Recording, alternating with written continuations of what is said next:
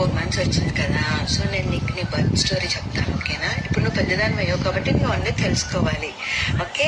నాకు labour pains వచ్చాయా ఆ రోజు సేమ్ అదే రోజున ఐపీఎల్ స్టార్ట్ అయిందనమాట.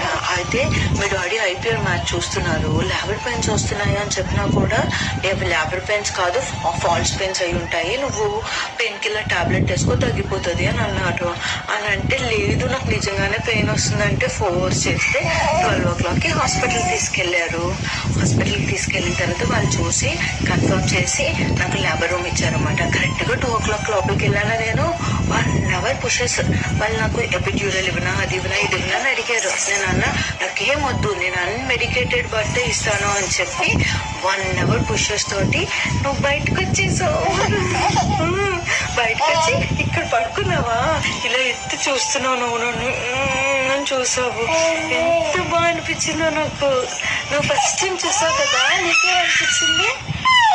మమ్మీని చూసినప్పుడు నీకేమనిపించింది? అంత ఎక్సైట్ అయ్యావా? అమ్మాడే బయటకు వచ్చేసి నేను ఎక్సైట్ అయిపోయావా?